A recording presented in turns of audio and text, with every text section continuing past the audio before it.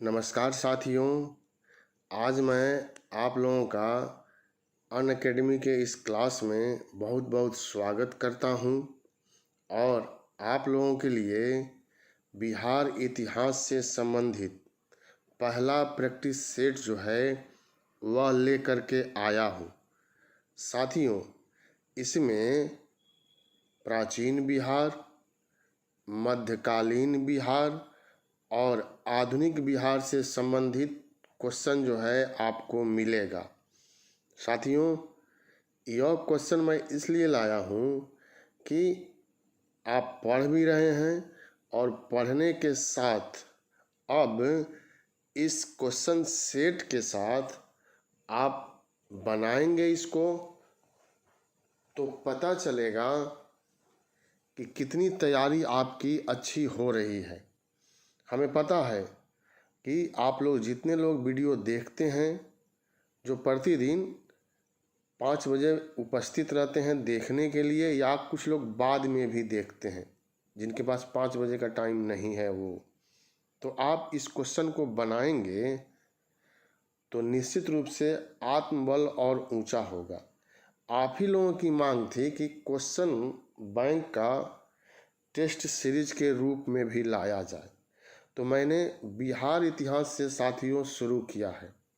भारत का इतिहास जब मैं पढ़ाऊंगा तो भारत के इतिहास से संबंधित भी क्वेश्चन लेकर आएंगे हम, और इसके साथ ही 150 क्वेश्चन का जो सेट होता है बीपीएससी के अंतर्गत, वह भी मैं आप लोगों के सामने बहुत जल्द लेकर आने वाला हूँ, जिसमें सभी विषयों से, चाहे वह इतिहास हो, राजनीतिक विज्ञान हो जिसको संविधान भी कहते हैं हम लोग, ज्योग्राफी हो, इकोनॉमिक्स हो, करेंट अफेयर्स हो, जो भी सिलेबस के अंतर्गत विषय है उसका भी मैं बहुत जल्द आप लोगों के सामने लेकर के आऊँगा और उसको भी टेस्ट 1, 2 करके हम लोग ऐसे देखेंगे और पढ़ेंगे। यह पहले बिहार के इतिहास से शुरुआत कर रहे हैं क्योंकि आप लोगों ने प्राचीन बिहार के इतिहास को पढ़ लिया है, तो इसमें प्राचीन बिहार के इतिहास का भी क्वेश्चन है, तो आपको कम से कम वह जो है वह सही होना चाहिए, वह आपका गलत नहीं होना चाहिए। इसी उद्देश्य से मैं लेकर आया हूँ।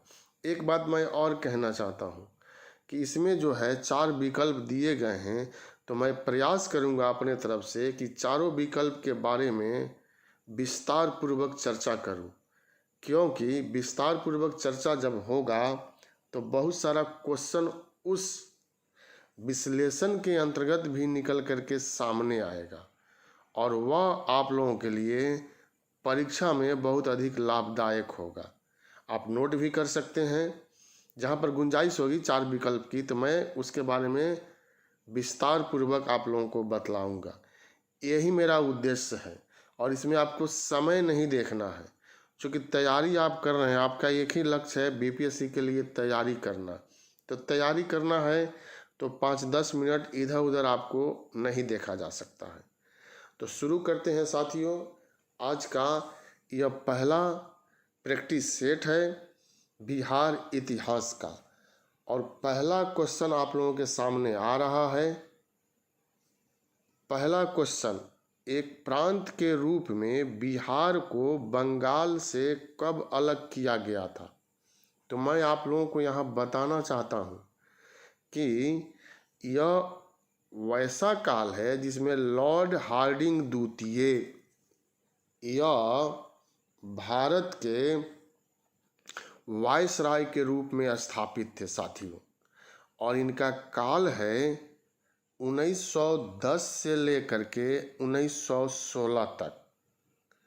इन्हीं के समय में 1911 में दिल्ली दरबार का आयोजन किया गया था, और इस दिल्ली दरबार में ब्रिटेन के शासक जॉर्ज अपनी पत्नी के साथ उपस्थित थे, और इसी दिल्ली दरबार में बहुत सारा निर्णय लिया गया, और वह निर्णय था बंगाल विभाजन को रद्द करना। तो परीक्षा में आपसे पूछेगा कि बंगाल विभाजन को कब रद्द किया गया, तो 1911 में रद्द किया गया था। कर्जन ने 1905 में बंगाल विभाजन किया था, यहाँ रद्द कर दिया गया। साथियों, दो तरह से क्वेश्चन पूछा जाता है। 1911 में विभाजन को रद्द किया गया और 1912 में इसको लागू किया गया। तो लागू पूछेगा तो 12 आंसर होगा, और विभाजन को रद्द किया गया तो 11 आंसर हो जाएगा। और इसी में यह भी निर्णय लिया गया कि अब बिहार को बंगाल से अलग कर दिया जाए। तो इस दिल्ली दरबार में निर्णय लिया गया और इसको लागू किया गया 1 अप्रैल 1912। तो हम लोगों का आंसर हो जाएगा ए, 1 अप्रैल 1912।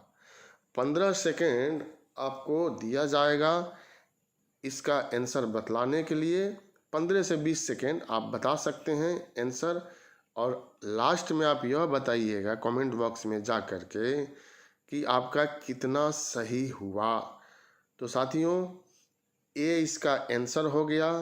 अब आप लोगों के सामने दूसरा क्वेश्चन आ रहा है, और दूसरा क्वेश्चन है धर्मपाल के बोध गया से प्राप्त पाषाण अभिलेख में किस व्यक्ति का उल्लेख है जिसने बोध गया में एक शिव मंदिर का निर्माण कराया था।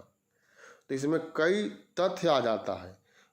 धर्मपाल का बोध गया से प्राप्त पाषाण अभिलेख, मतलब धर्मपाल ने भी अभिलेख जारी किया था और यह बोध गया से प्राप्त है। पाषाण का मतलब पत्थर, पाषाण अभिलेख के रूप में, और उसमें उल्लेख जो कर दिया गया है वह आपको बतलाना है। टाइम आपका ख़त्म हो रहा है। यहाँ विकल्प दिया गया है, आप देख रहे हैं। अशोक के बारे में आप जानते ही हैं कि अशोक महान शासक की श्रेणी में शामिल थे और कलिंग युद्ध में यह विजयी हुए थे। यह भी बौद्ध धर्म के लिए बहुत अधिक कार्य को संपन्न किया था। तो यहाँ पर जो हम लोगों का आंसर हो जाएगा वह हो जाएगा केशव। बी जो है वह आंसर हो जाएगा। 3 नंबर क्वेश्चन अब आपके सामने आ रहा है, और यह क्वेश्चन है पाल जुगीन कलाकार धीमन और उसके पुत्र बिठपाल कहाँ के निवासी थे। हम लोगों ने पाल वंश के बारे में पढ़ा था, तो पालकालीन कलाकारों में 2 ही नाम आता है, धीमन और बिठपाल का। मतलब यह पाल शासकों के संरक्षण में दोनों थे, पिता और पुत्र, और इन्होंने पाल कला को उत्कर्ष पर पहुंचाने में महत्वपूर्ण कार्य किया था। यहाँ वैशाली लिखा हुआ है, वर्तमान में हाजीपुर। और वैशाली की नगर वधु किसको कहते हैं आप लोगों को पता होगा, आम्रपाली को। और इसी वैशाली के अंतर्गत लिच्छवी गणराज्य, लिच्छवी गणराज्य के ही महावीर स्वामी थे। और धीमन तथा बिठपाल यह लोग नालंदा के रहने वाले थे। हम लोग जब पढ़े थे मध्यकालीन में बिहार की भूमिका, तो तुगलक वंश के समय में तुगरलपुर की स्थापना किया गया था, और उसी तुगरलपुर को दरभंगा के नाम से जाना जाता है। तो यह एक अलग तरह का क्वेश्चन है, लेकिन इसका आंसर जो हो जाएगा वह ए हो जाएगा। अब साथियों 4 नंबर क्वेश्चन देखिए। बोध गया में महाबोधि मंदिर में बुद्ध की मूर्ति किस मुद्रा में स्थापित है। पदासन की मुद्रा, शीर्षासन की मुद्रा, अध्यासन की मुद्रा और पद्मासन की मुद्रा। तो यह तो होगा नहीं, शीर्षासन तो कहीं नहीं, ये भी नहीं होगा। अब यहाँ 2 विकल्प है, ए और डी, इसी में से आपको बतलाना है। तो साथियों यह भी नहीं होगा, आंसर हो जाएगा डी, पद्मासन की मुद्रा में यह मूर्ति जो है भगवान बुद्ध की स्थापित है। अब 5 नंबर क्वेश्चन आप लोगों के सामने आ रहा है और यह काफ़ी महत्वपूर्ण क्वेश्चन है। इससे बहुत सारा पॉइंट निकलता है। पहला, धातु से बने सिक्के सर्वप्रथम किस काल के पाए गए हैं? तो मैं आपको यहाँ ए है गुप्त काल, बी है पाल काल, सी है मौर्य काल, डी है बौद्ध काल, 6ठी सदी ईस्वी पूर्व। तो मैं आपको यह बतलाना चाहता हूँ कि भारत में जो सबसे पहले सिक्का मिला है उस सिक्का को हम लोग कहते हैं आहत। आहत सिक्का कहते हैं। इसको पंच मार्क भी कहा जाता है और यह चांदी का सिक्का होता था साथियों। इन सिक्कों पर किसी शासक का नाम नहीं लिखा हुआ है। चांदी का कोई टुकड़ा उठाया गया और उसको पंच कर दिया गया, इसलिए इसका नाम है आहत सिक्का। और यह सिक्का जो है वह 6ठी शताब्दी ईसा पूर्व मतलब भगवान बुद्ध के काल में मिला। तो आप क्या कह सकते हैं कि भारत में सबसे पहले सिक्का का प्रमाण किस काल से मिलता है? तो 600 BC से मिलता है। सिक्कों से कुछ और प्रश्न बनता है, जैसे सबसे पहले सोने का सिक्का किन लोगों ने जारी किया? तो हिंद यूनानियों ने सबसे पहले सोने का सिक्का जारी किया था। सर्वप्रथम जिस शब्द लगा रहता है वह परीक्षा के लिए काफ़ी महत्वपूर्ण हो जाता है। दूसरा क्वेश्चन, सर्वप्रथम लेख युक्त सिक्का किसने जारी किया? जिस पर राजा का नाम लिखा हो, जिस पर ईस्वी सन लिखा हो, तो वह भी हिंद यूनानियों ने जारी किया था। सबसे अधिक सोने का सिक्का किसने जारी किया? यह हम लोग पढ़े हैं, तो गुप्त शासकों ने जारी किया था। सबसे अधिक शुद्ध सोने का सिक्का किसने जारी किया? तो कुषाणों ने जारी किया था। तो यह सिक्कों से संबंधित बात है। सीसा और प्रोटीन का सिक्का सर्वप्रथम किसने जारी किया था? तो सातवाहन वंश के शासकों ने जारी किया था। अब आंसर हम लोगों का है वह डी हो जाएगा, बुद्ध काल या 6ठी सदी ईस्वी पूर्व। पाल काल, पाल वंश के संस्थापक आप जानते हैं गोपाल। गुप्त वंश के संस्थापक आप जानते हैं श्रीगुप्त। मौर्य वंश के संस्थापक आप जानते हैं चंद्रगुप्त मौर्य। अब 6 नंबर क्वेश्चन आपके सामने आ रहा है। नौ नालंदा महाविहार किसके लिए प्रसिद्ध है? प्राकृतिक अनुसंधान केंद्र, पहाड़ियों के लिए, पाली अनुसंधान संस्था, इनमें से कोई नहीं। पहले तो आपको यह जानना है और आप जानते हैं, हमें विश्वास है कि नालंदा महाविहार का निर्माण किसने कराया था? तो कुमारगुप्त प्रथम ने कराया था और यह है नौ नालंदा महाविहार। और वह कुमारगुप्त प्रथम ने जो नालंदा महाविहार का निर्माण कराया था वहाँ पाली विषय की शिक्षा दीक्षा दिया जाता था। तो उसके अनुसार मैंने एक हिंट दे दिया। अब आपको आंसर बतलाना है और यह आंसर हो जाएगा सी, पाली अनुसंधान संस्थान। 7 नंबर क्वेश्चन आप देखिए। यूनानियों ने किसे अमित्र चेटस या अमित्र घात अर्थात शत्रुओं का नाश करने वाला कहा है? बतलाना है आपको इसमें से। तो बिंबिसार को क्या कहा गया है? श्रेणिक कहा गया है। बिंबिसार को श्रेणिक, युद्ध नीति में महारत हासिल था इसको, तो श्रेणिक कहा गया। उसी का पुत्र है अजातशत्रु, कुनिक कहा गया। अजातशत्रु को कुनिक कहा गया है। अशोक का बहुत सारा नाम है, लेकिन यह स्वयं 2 उपाधि धारण किया था, देवा नाम प्रिय और प्रियदर्शी। और अमित्रघात मैंने पढ़ाया था तो बताया था कि यह बार बार परीक्षा में पूछा जाता है। तो यह बिंदुसार को कहा गया है। तो यही 7वां नंबर क्वेश्चन है। 8 नंबर क्वेश्चन आप देखें। 8 नंबर क्वेश्चन में यूनानी राजदूत एवं इंडिका का लेखक मेगास्थनीज किसके दरबार में पाटलिपुत्र आया था? तो यह आपको बतलाना है साथियों। और यह महत्वपूर्ण जो है वह क्वेश्चन है और इसका अब आप आंसर आप इसका बता सकते हैं। चूँकि यह जो है आसान क्वेश्चन है, लेकिन आसान से मतलब नहीं है, क्वेश्चन यह बार बार पूछा जाता है। यूनानी राजदूत मेगास्थनीज, यह सेलूकस निकेटर का राजदूत था और सेलूकस निकेटर ने इसको पाटलिपुत्र भेजा था राज दरबार में शादियों।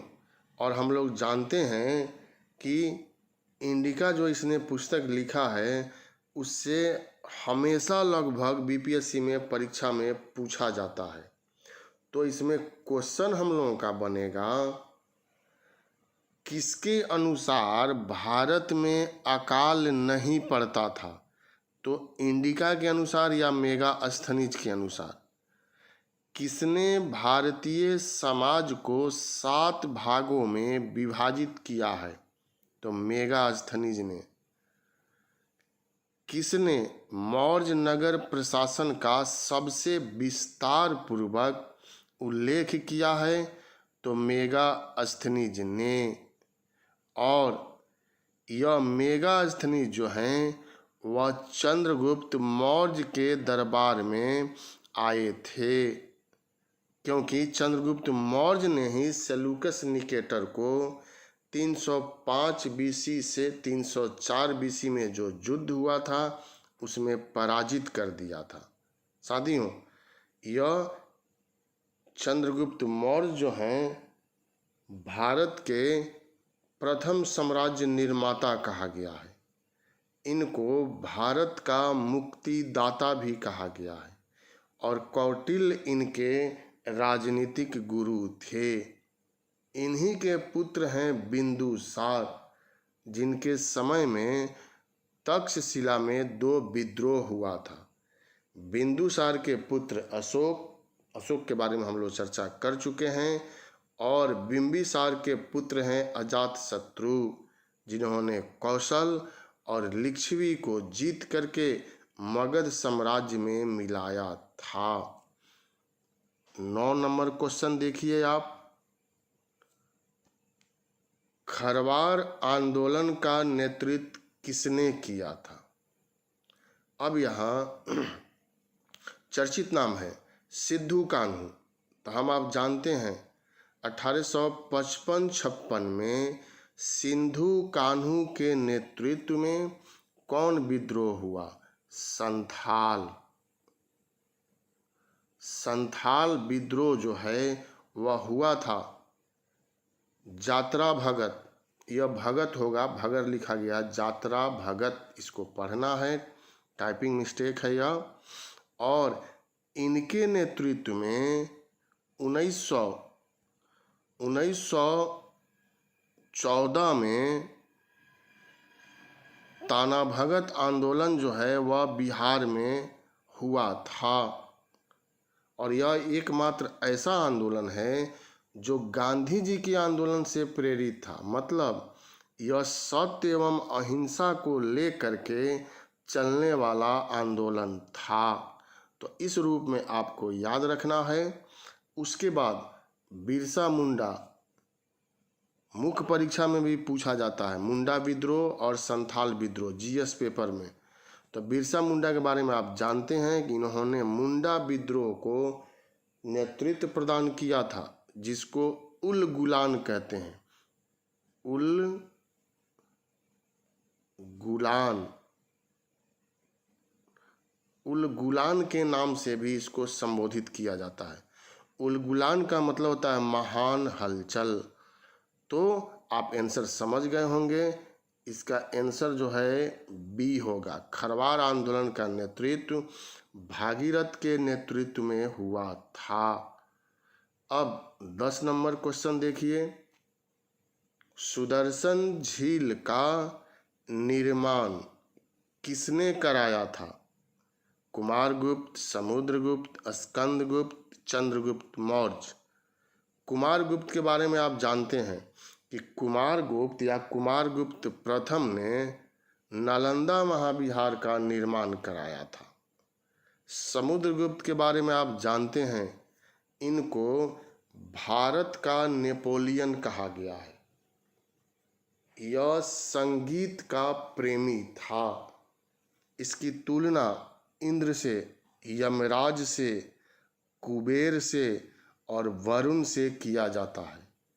स्कंदगुप्त के बारे में भी आप लोगों ने पढ़ा है और आप सभी लोगों को याद होगा कि इसी के समय में, स्कंदगुप्त के समय में हूनों ने आक्रमण किया था। हम लोग पढ़े थे हून लोगों ने, और इन आक्रमण के चलते आगे चल के गुप्त वंश का पतन भी हो जाता है। अब सुदर्शन झील का निर्माण किसने कराया था? तो चंद्रगुप्त मौर्य ने। हम लोग पढ़े हैं कि चंद्रगुप्त मौर्य के समय सौराष्ट्र का प्रांतपति पुष्यगुप्त था और उसी ने चंद्रगुप्त मौर्य के आदेश पर सुदर्शन झील का पुनर्निर्माण कराया था, जिसका उल्लेख जूनागढ़ के गिरनार अभिलेख में है। तो साथियों, यही इसका आंसर है। 11 नंबर क्वेश्चन देखिए। 11 नंबर क्वेश्चन है, कुकीहार किसका दूसरा नाम है? तो ये तो आसान है, आप देख रहे हैं कुकीहार। कुकीहार कुम्हरार का दूसरा नाम है, क्योंकि विकल्प से यह पता चल जा रहा है। और कुम्हरार जो है वह पटना में स्थित है।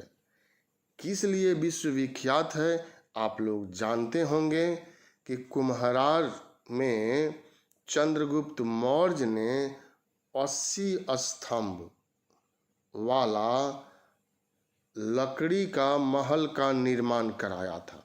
परीक्षा में पूछा जाता है किस चीज़ का बना हुआ था, तो लकड़ी का बना हुआ था। ईंट का भी प्रयोग था, लेकिन ज़्यादा मात्रा में लकड़ी का प्रयोग किया गया था। तो लकड़ी आंसर देना है। और उसी राजमहल में चंद्रगुप्त मौर्य जो है वह रहते थे, जिसका अवशेष आज भी कुम्हरार पार्क में आप जा कर के देख सकते हैं। उसी का दूसरा नाम है कुकीहार। तो ए इसका आंसर हो जाएगा। 12 नंबर क्वेश्चन आपके सामने आ रहा है, सभी मनुष्य मेरी संतान है, यह कथन किस शासक का है? यह है संक्षिप्त वाक्य, लेकिन बहुत बड़ी बात इसमें कही गई है। 2 अलग से अभिलेख मिला था अशोक का, और उसको पृथक प्रथम कलिंग शिलालेख, पृथक द्वितीय कलिंग शिलालेख कहते हैं। सरल शब्दों में उसको 15वां और 16वां शिलालेख भी कहते हैं। उसी में अशोक ने सभी जनता को संबोधित करते हुए कहा है, पुत्र तथा पुत्री, मतलब संतान। जन कल्याणकारी भावना से यह अशोक का उद्गार है और विश्व को यह संदेश देता है कि राजा को अपनी प्रजा को संतान के समान मानना चाहिए। तो आंसर इसका अशोक हो जाएगा। बिंबिसार के बारे में हम लोगों ने चर्चा किया कि बिंबिसार हर्यक वंश के संस्थापक थे। अंग को जीत करके इन्होंने मगध में मिला लिया था। बौद्ध धर्म के अनुयायी थे। बिंदुसार की हम लोग चर्चा कर चुके हैं। चंद्रगुप्त, और यहाँ चंद्रगुप्त की भी चर्चा हम लोगों के द्वारा किया जा चुका है। 13 नंबर क्वेश्चन देखिए, महावीर का विवाह किससे हुआ था? त्रिशला, यशोदा, यशोधरा, इनमें से कोई नहीं। तो आप सभी लोग जानते हैं कि त्रिशला देवी जो हैं वह लिच्छवी नरेश चेतक की बहन थी और यह महावीर स्वामी की माँ का नाम है। यशोधरा यहाँ दिया गया है। यह हम सभी लोग जानते हैं कि यशोधरा भगवान बुद्ध की पत्नी का नाम था। यशोधरा का और भी नाम मिलता है, जैसे बिंबा, इनको बिंबा भी कहा गया है, बिंबा, यह भी नाम मिलता है। गोपा भी इनको कहा गया है, यशोधरा को, और इन्हीं के पुत्र थे राहुल। इनमें से कोई नहीं है तो स्वाभाविक है कि बी जो है वह आंसर हो जाएगा। यशोदा से जिनकी पुत्री का नाम था प्रियदर्शनी या अन्नोजा। 14 नंबर क्वेश्चन आप देखिए। पटना स्थित पत्थर की मस्जिद को अन्य किस नाम से जाना जाता है? शामी मस्जिद, चिम्मी घाट मस्जिद, सैफ खान की मस्जिद, डी में सभी। आप जाएंगे पटना तो पत्थर की मस्जिद है, आज भी धरोहर के रूप में सुरक्षित है। और यह भी सही है, यह भी सही है, यह भी सही है, अर्थात डी इसका आंसर हो जाएगा 14 नंबर का।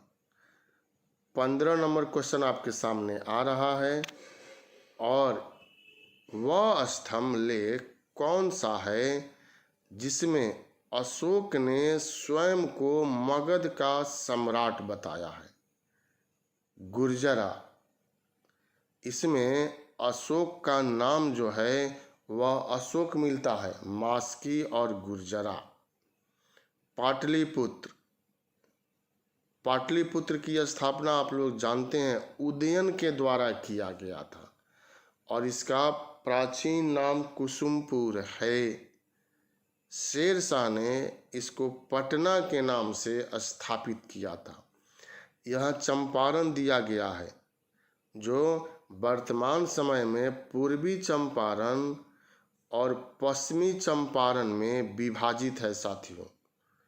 तो चंपारण इसलिए भी विख्यात है कि महात्मा गांधी ने भारत में पहली बार चंपारण में 1917 में सफल सत्याग्रह का आयोजन किया था। पूर्वी चंपारण का मुख्यालय मोतिहारी, पश्चिमी चंपारण का मुख्यालय जो है वह बेतिया है। आंसर इसका डी हो जाएगा, मस्की का लघु शिलालेख। अब 16 नंबर क्वेश्चन आप देखिए। गुप्त राजा जिसने विक्रमादित्य की पदवी ग्रहण की थी वह कौन था? चंद्रगुप्त प्रथम, चंद्रगुप्त द्वितीय, भानुगुप्त, इनमें से कोई नहीं। चंद्रगुप्त प्रथम के बारे में हम लोग जानते हैं कि गुप्त वंश का यह वास्तविक संस्थापक है और पहला स्वतंत्र शासक था चंद्रगुप्त प्रथम, और इसने 319 में गुप्त संवत को जारी किया था। भानुगुप्त काफ़ी महत्वपूर्ण है, भानुगुप्त। और आप लोगों को याद होगा कि इसी के समय में 510 में एरन अभिलेख, जिसमें क्या वर्णन किया गया है एरन अभिलेख में, बताइए आप। एरन अभिलेख में पहली बार सती प्रथा का उल्लेख किया गया है। वहीं भानुगुप्त है, इसका सेनापति गोपराज मृत्यु को प्राप्त हो गया था और भानुगुप्त के समय में गोपराज की पत्नी ने सती प्रथा का पालन कर लिया और इसका वर्णन जो है एरन अभिलेख में, यह परीक्षा में पूछा जा सकता है इस बार। और विक्रमादित्य की पदवी जो है वह चंद्रगुप्त द्वितीय ने धारण किया। कहानी है कि चंद्रगुप्त द्वितीय ने शक राजा रुद्र सिंह तृतीय पर आक्रमण किया, उसकी हत्या किया और इसके उपलक्ष्य में सकारी की उपाधि धारण किया और उसी समय इसने अधिक मात्रा में चांदी का सिक्का जारी किया और उस चांदी के सिक्का पर सिंह विक्रम शब्द लिखा हुआ है। और उसी समय इसने विक्रमादित्य की भी उपाधि धारण किया। इसीलिए कहीं कहीं आपको मिलेगा चंद्रगुप्त द्वितीय के बदले चंद्रगुप्त विक्रमादित्य। अब हम लोग 17 नंबर क्वेश्चन देखें। कैवल्य का अर्थ क्या होता है? तो सबसे पहले तो आपको जानना है कि यह कैवल्य जो है वह किस धर्म से संबंधित है। बौद्ध धर्म से है कि जैन धर्म से है? अब बताइए। यह जैन धर्म से संबंधित है। और जब जैन धर्म से संबंधित है तो जैन धर्म में ज्ञान प्राप्ति को, सर्वोच्च ज्ञान प्राप्ति को कैवल्य कहा गया है। तो यही यहाँ पर क्वेश्चन है, 20 का आंसर हो जाएगा, सर्वोच्च ज्ञान प्राप्त करने वाला कैवल्य। और बौद्ध धर्म में क्या कहा गया इसको? जो ज्ञान को प्राप्त करते थे बौद्ध धर्म में, संबोधि कहा गया है। साथियों, संबोधि के नाम से इसको हम लोग जानते हैं। तो यहाँ बी इसका आंसर हो जाएगा। अब 18 नंबर क्वेश्चन देखिए। धर्मपाल के बाद पाल वंश का शासक कौन बना था? पाल वंश से यह संबंधित है और गोपाल ने पाल वंश की स्थापना किया था। आप लोग पढ़े हुए हैं। 750 से 770 उनका काल था और उन्होंने उदंतपुरी महाविहार का निर्माण कराया था। उदंतपुरी को वर्तमान में बिहार शरीफ के नाम से हम लोग जानते हैं। और गोपाल के बाद धर्मपाल आए। 770 से लेकर के 810 तक धर्मपाल का काल है। और धर्मपाल से इस बार पूछा जा सकता है कि विक्रमशिला महाविहार का निर्माण तो धर्मपाल ने कराया था और इसने नालंदा महाविहार के खर्च के लिए कितना गांव अनुदान में दिया था? 200 गांव जो है अनुदान में दे दिया था साथी। और यही वह शासक है जो पाल वंश की तरफ से पहली बार त्रिपक्षीय संघर्ष में भी शामिल हुआ था। अब पूछा गया है कि धर्मपाल के बाद पाल वंश का शासक कौन था? तो 810 से लेकर के 850 तक देवपाल का शासन है।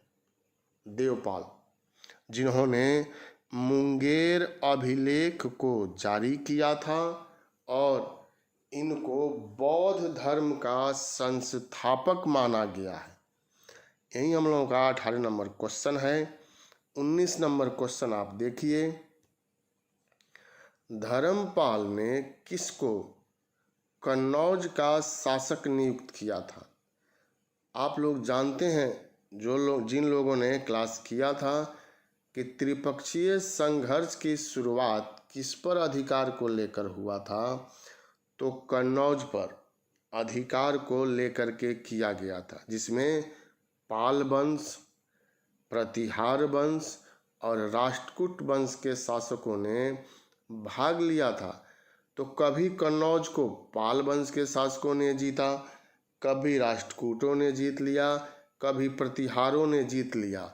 यही क्रम चल रहा था। इस समय धर्मपाल ने चक्रायुध, इंद्रायुध और चक्रायुध भाई थे और दोनों में विरोध का सामना हो रहा था। तो धर्मपाल ने चक्रायुध का समर्थन कर दिया था और चक्रायुध को ही शासक नियुक्त किया। बाद में इनको भी गद्दी से हटा दिया जाता है। तो यही हम लोगों का 19 नंबर क्वेश्चन था। 20 नंबर क्वेश्चन देखिए। 1857 के विद्रोह का नेतृत्व बिहार में किसने किया? यह तो आसान बहुत है, लेकिन कई बार दोहरा दिया गया होगा, दोहरा दिया गया है। आपके पास क्वेश्चन पेपर होगा जो पीटी का, तो आप देखिएगा कि हर बार इनसे इधर उधर करके कभी जगदीशपुर, तो कभी बिहार, तो कभी आरा करके परीक्षा में पूछ दिया जाता है। तो यही यहाँ पर पूछा गया है। तो यह तो आप सब लोग जानते हैं, कुंवर सिंह। लेकिन इसमें कुछ और नाम दिया गया है जो 1857 के विद्रोह में शामिल थे, शिरकत किए थे। बहादुर शाह प्रथम और बहादुर शाह द्वितीय, दो शासक हुए उत्तरकालीन मुगल में। यहाँ नाम दिया गया है बहादुर शाह द्वितीय। तो इससे बहुत सारा प्रश्न बनता है। पहला कि मुगल वंश का अंतिम शासक कौन था? तो बहादुर शाह द्वितीय। इसको बहादुर शाह जफर के नाम से भी हम लोग जानते हैं। इसने 1857 के विद्रोह में दिल्ली में नेतृत्व प्रदान किया था। इसको हुमायूं के मकबरे से गिरफ्तार किया गया और रंगून भेज दिया गया। वहीं पर 1862 में इसकी मृत्यु हो जाती है। इसकी मृत्यु पर एक प्रसिद्ध कथन है साथियों, और यह उत्तर प्रदेश की परीक्षा में पूछा गया है। ऐसा बदनसीब बादशाह, ऐसा बदनसीब मुगल बादशाह जिसको अपने अंतिम समय में अपनी मातृभूमि में 2 गज जमीन भी नसीब नहीं हुआ। तो बहादुर शाह के लिए है यह। नाना साहब, बार बार पूछा जाता है कि नाना साहब ने 1857 के विद्रोह में कहाँ नेतृत्व किया? कानपुर में नेतृत्व किया था। और इनका मूल नाम भी पूछा जाता है, दूदू पंत। दूदू पंत इनका नाम था, नाना साहब का। जब अभियान किया गया तो यह नेपाल चले गए और इसके बाद इनका पता नहीं चलता है। बेगम हजरत महल अवध की बेगम थी। अवध ने हमेशा अंग्रेजों का साथ दिया था, लेकिन कुशासन का आरोप लगाकर पूछा जाता है। तो कुशासन का आरोप लगा करके अवध को 1856 में ब्रिटिश साम्राज्य में लॉर्ड डलहौजी ने मिला लिया। इसलिए जब विद्रोह हुआ तो लखनऊ में बेगम हजरत महल ने नेतृत्व प्रदान कर दिया। यह भी बाद में नेपाल चली गई। और अब हम लोग आगे बढ़ेंगे 21 नंबर क्वेश्चन। 21 नंबर क्वेश्चन आपको देखना है साथियों। 1050 ईस्वी पूर्व के आसपास गंगा घाटी में किस जगह से लोहा मिलने का प्रमाण मिलता है? तो सबसे पहले तो यह जानना है, जैसे आग का आविष्कार क्रांतिकारी आविष्कार माना गया था, पूरा पाषाण काल में हुआ था, उसी तरह से लोहे का मिलना भी एक क्रांतिकारी कदम माना गया है। लोहा हम लोगों को उत्तर वैदिक काल में आकर के मिलता है। साथियों, लगभग 1000 ईसा पूर्व में अफगानिस्तान में सर्वप्रथम लोहे के बारे में हम लोगों को जानकारी मिला। भारत में अतरंजी खेड़ा, यह अतरंजी खेड़ा उत्तर प्रदेश में है, मिर्ज़ापुर जिला में। यहाँ से सबसे अधिक लोहे का औजार मिला है।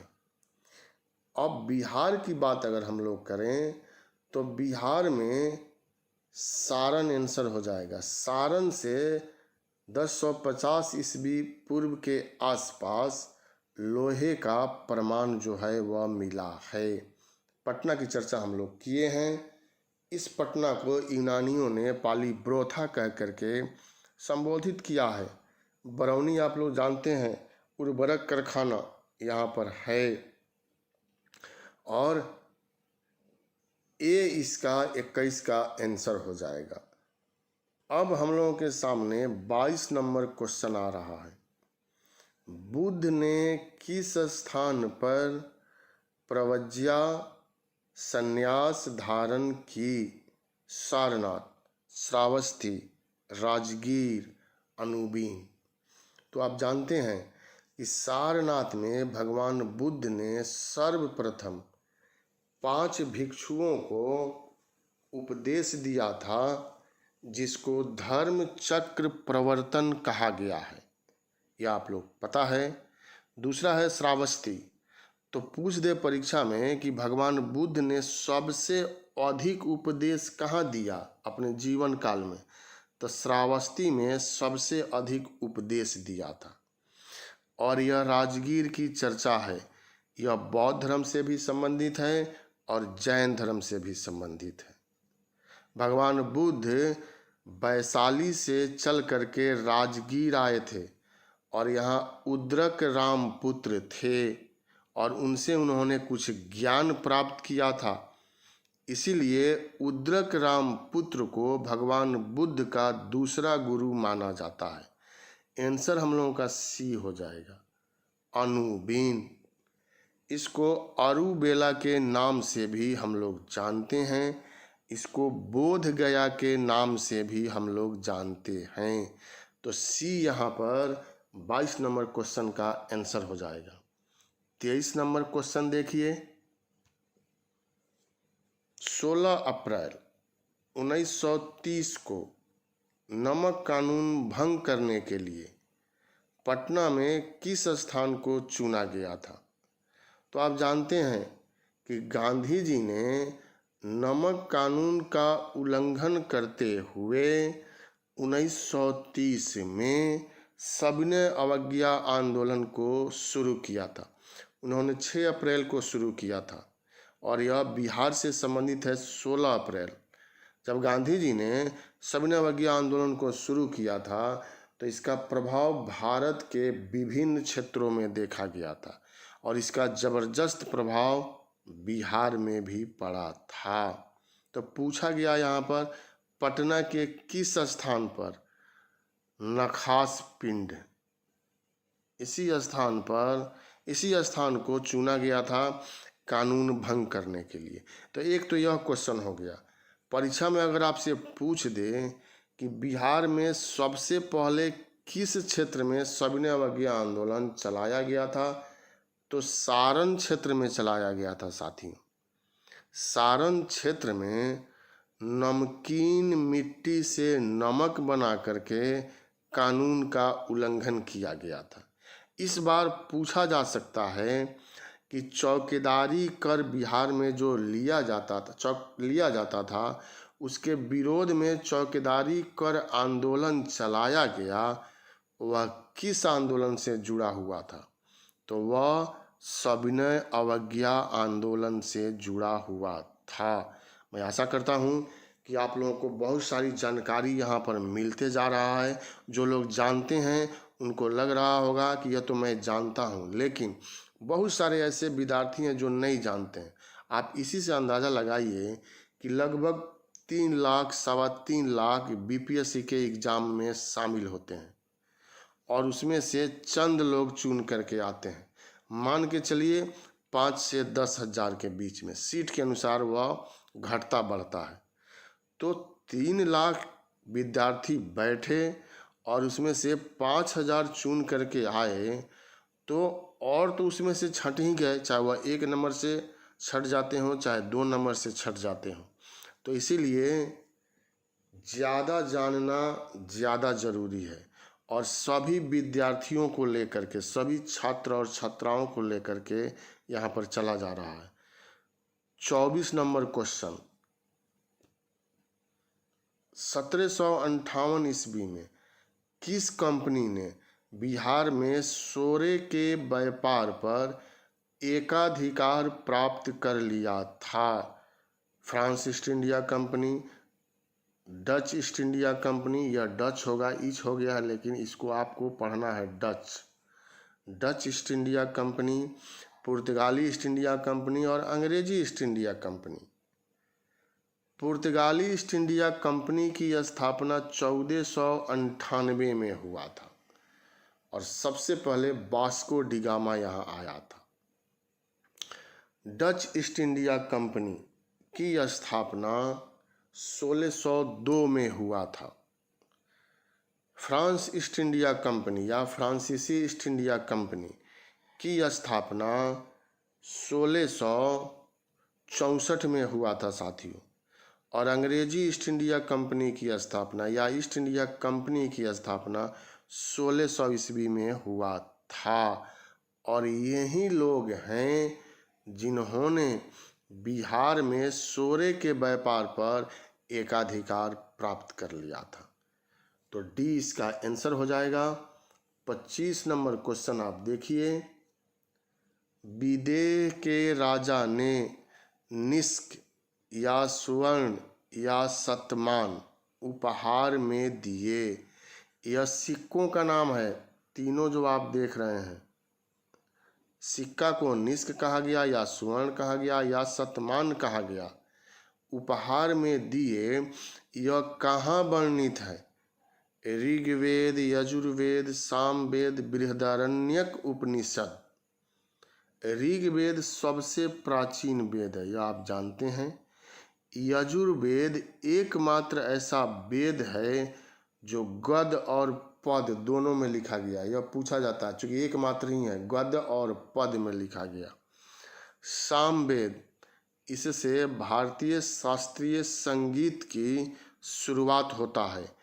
आंसर हम लोगों का हो जाएगा ए, बृहदारण्यक उपनिषद। उपनिषद की कुल संख्या कितनी है बताइए? उपनिषद की कुल संख्या 108 है, जिसमें 10 उपनिषद जो है वह सबसे महत्वपूर्ण है। इसी में सबसे बड़ा उपनिषद का नाम क्या है? बृहदारण्यक उपनिषद। भारत का राष्ट्रीय आदर्श वाक्य किस उपनिषद से लिया गया है? मुंडको उपनिषद से लिया गया है। मुंडको साथियों, नाम है मुंडको, और एक है मांडुक्य।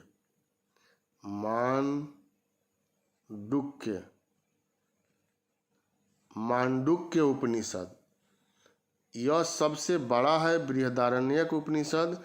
तो सबसे छोटा उपनिषद कौन है? मांडुक्य उपनिषद। और एक है मुंडको उपनिषद। तो यही 25 नंबर क्वेश्चन से संबंधित बात है। इसके बाद 26 नंबर क्वेश्चन, 18 से 29 अगस्त 1920 को बिहार प्रांतीय सम्मेलन के 12वें अधिवेशन की अध्यक्षता किसने किया था? यह आप लोगों को बतलाना है। CR दास, राजेंद्र प्रसाद, राजकुमार शुक्ल, श्री कृष्ण सिंह। बाबू राजेंद्र प्रसाद के बारे में आप लोग जानते हैं, देश रत्न इनको कहा गया है। भारत के जब संविधान का निर्माण हो रहा था तो इनको स्थायी अध्यक्ष बनाया गया था। और राजेंद्र प्रसाद ने असहयोग आंदोलन, सविनय अवज्ञा आंदोलन और भारत छोड़ो आंदोलन का नेतृत्व किया था। राजकुमार शुक्ल, यह चंपारण के बहुत बड़े किसान थे, मुरली भरहवा के रहने वाले थे। और इन्होंने ही गांधी जी को चंपारण आमंत्रित किया था और उसके बाद चंपारण सत्याग्रह चलाया गया था। श्री कृष्ण सिंह बिहार के प्रथम मुख्यमंत्री के रूप में स्थापित श्री कृष्ण सिंह का राष्ट्रीय आंदोलन में बहुत अधिक मान है, सम्मान है। साथियों, जब बिहार में किसान आंदोलन चलाया जा रहा था तो यह मुंगेर में किसान आंदोलन का नेतृत्व कर रहे थे। इनका साथ मोहम्मद जुबैर हुसैन भी दे रहे थे। तो आंसर इसका क्या हो जाएगा? CR दास। CR दास 26 नंबर का। 27 नंबर क्वेश्चन देखिए। 1830 के दशक में पटना नगर किस धार्मिक आंदोलन का केंद्र था? यह BPSC में पूछ दिया गया है क्वेश्चन, फिर भी इसको शामिल किया गया है। पहले यहाँ नील आंदोलन की बात करते हैं हम लोग।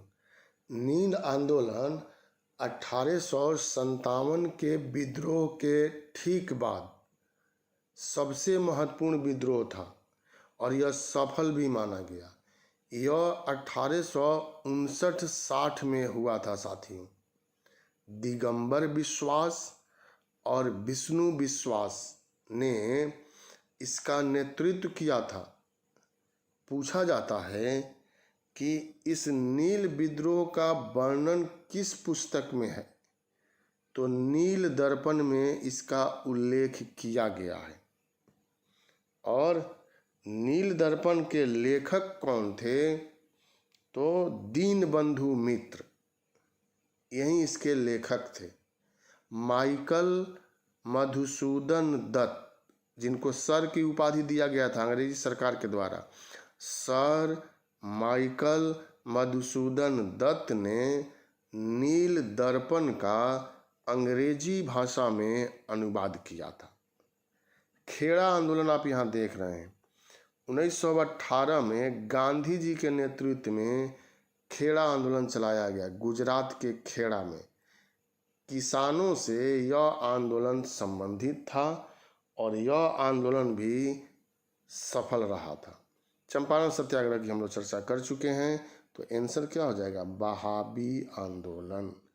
यह धार्मिक आंदोलन था। 1830 में पटना इसका महत्वपूर्ण केंद्र था।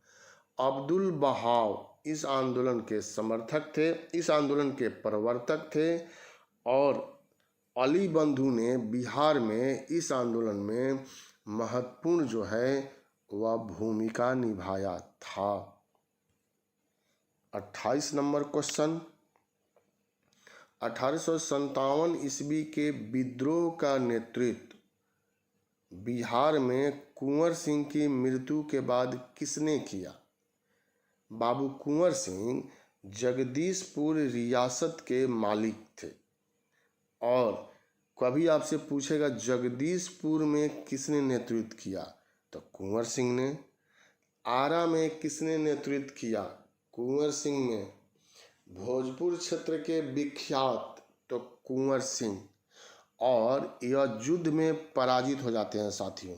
बिहिया का जंगल था, उसमें युद्ध हुआ। विसेंट आयर और विलियम टेलर ने नेतृत्व किया था, जिसमें बाबू कुंवर सिंह पराजित हो गए और इनको जगदीशपुर के साथ साथ आरा भी छोड़ना पड़ा और यह उत्तर प्रदेश चले जाते हैं और वहाँ पर नाना साहब के साथ मिल करके विद्रोह का संचालन करते हैं। जब यह बिहार से चले गए या जगदीशपुर को छोड़ दिया, तब इनके भाई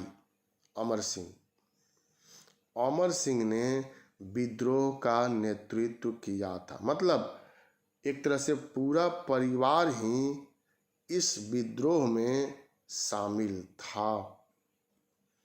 29 नंबर क्वेश्चन, कन्नौज पर अधिकार करने के लिए पाल, प्रतिहार और राष्ट्रकूट वंशों के बीच हुए संघर्ष को क्या कहा गया है? द्विपक्षीय संघर्ष, पंचम संघर्ष, त्रिपक्षीय संघर्ष। तो यह तो आप लोगों को पता होगा, अभी हम लोगों ने डिस्कशन भी कर लिया। त्रिपक्षीय संघर्ष इसको कहा गया है। सी जो है इसका आंसर हो जाएगा। 30 नंबर क्वेश्चन आप देखिए, 1942 के भारत छोड़ो आंदोलन में बिहार का कौन सा जिला अधिकतम प्रभावित था? गया, पटना, राजगीर, वैशाली। राजगीर इस समय द्रुत गति से विकसित हो रहा है। बहुत सारी योजनाएं जो हैं वह राजगीर को दिया गया है। साथियों, विश्व शांति स्तूप यही है। यहाँ पर विश्व खेल अकादमी का निर्माण किया जा रहा है, जिसमें प्रशिक्षण के साथ साथ खेल भी होगा। और यहीं पर एक विशाल सिखों का पवित्र स्थल का निर्माण जो है किया जा रहा है, जैसे पटना साहिब में है उसी तरह से। तो यह प्रोजेक्ट भी वहाँ पर शुरू है। साथियों, बिहार में प्रथम फिल्म सिटी का निर्माण भी राजगीर में किया जा रहा है और राजगीर में मलमास का मेला भी लगता है और राजगीर में गर्म जल कुंड भी है। तो बहुत सारा प्रश्न जो है वह राजगीर से बन जाता है। गया, महाबोधि मंदिर और विष्णुपद मंदिर, मतलब बोध गया या गया कह सकते हैं। महाबोधि मंदिर अशोक ने निर्माण करवाया था। भगवान बुद्ध के ज्ञान प्राप्ति के उस स्थान पर या उस उपलक्ष्य में महाबोधि मंदिर का निर्माण कराया गया था। विष्णुपद मंदिर गया में फल्गु नदी के किनारे है और अहिल्याबाई होलकर इंदौर की थी, शासिका कह सकते हैं, महारानी कह सकते हैं। अहिल्याबाई होलकर ने विष्णुपद मंदिर का निर्माण जो कराया था। वैशाली और पटना की हम लोग चर्चा कर चुके हैं साथियों। तो भारत छोड़ो आंदोलन में बिहार का कौन सा जिला अधिकतम प्रभावित था? पटना, यही सबसे ज़्यादा प्रभावित था, क्योंकि पटना में सचिवालय पर तिरंगा फहराने के क्रम में निर्दोष छात्रों की हत्या कर दिया गया था। 7 छात्र इसमें शहीद हो गए थे। अंग्रेजी सरकार ने गोली चलाने का आदेश जो है वह जारी कर दिया था। 8 अगस्त 1942 में यह आंदोलन शुरू हुआ था। 9 अगस्त 1942 में डॉक्टर राजेंद्र प्रसाद को गिरफ्तार करके पटना के बांकीपुर जेल में कैद कर दिया गया था। इसी पटना के जगत नारायण लाल और उनकी पत्नी रामप्यारी देवी ने भी सहयोग प्रदान किया था। स्वयं जयप्रकाश नारायण की पत्नी प्रभावती देवी ने भी इसमें मुख्य भूमिका निभा दिया था। इसलिए पटना जो है इसका आंसर हो जाएगा। साथियों, यही हम लोगों का 30 जो है वह क्वेश्चन था। यहाँ पर मैंने लिखा है, सफलता पाने के लिए हमें पहले विश्वास करना होगा कि हम कर सकते हैं। अपने आप में आप विश्वास जगाइए, ऐसा विश्वास कि बीपीएससी तो मैं कर ही सकता हूँ, नहीं कि कोई गुंजाइश नहीं है। और यहाँ पर आप देख रहे हैं शेयर करने का, लाइक करने का, सब्सक्राइब करने का मैंने यहाँ सिंबल जो है वह बना दिया है। तो यह आप लोगों का एक तरह से जैसे मेरा अधिकार बनता है कहना और आप लोगों को विस्तार पूर्वक बतलाना, उसी तरह से आपका भी अधिकार बनता है कि लाइक कीजिए, ज़्यादा से ज़्यादा लोगों के पास पहुंचाइए, शेयर कीजिए, चैनल को सब्सक्राइब करना है अनअकैडमी के चैनल को। तब हमें लगेगा कि मेरा मेहनत भी जो है वह सफल हो रहा है। अब इसके बाद मैं दूसरा जो सेट लेकर के आऊँगा उसमें 50 क्वेश्चन अब मैं देने का प्रयास करूँगा साथियों। 50 क्वेश्चन उसमें रहेगा और वह भी महत्वपूर्ण क्वेश्चन रहेगा, आसान और कठिन। जो जानते हैं वह आसान, जो नहीं जानते हैं वह कठिन। तो इस रूप में हम लोगों को तैयारी करना है।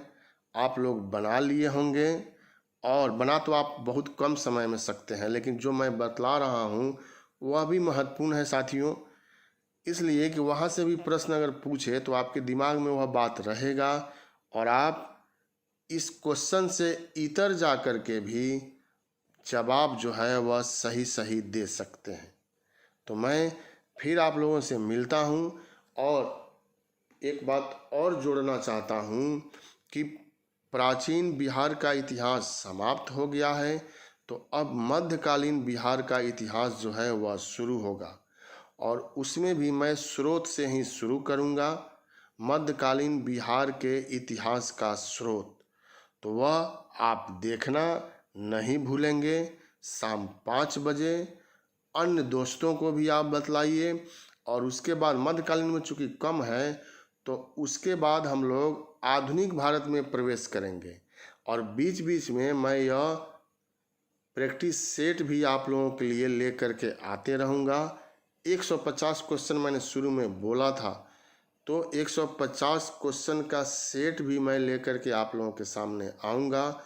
उस पर मैं कार्य कर रहा हूँ, चूँकि इसको टाइप करना या इसको सजाना आप लोगों के लिए, जिसको एडिटिंग कहते हैं, तो उसमें टाइम लगता है और मैं उतना बड़ा विशेषज्ञ नहीं हूँ, इसीलिए थोड़ा धीरे चलता हूँ।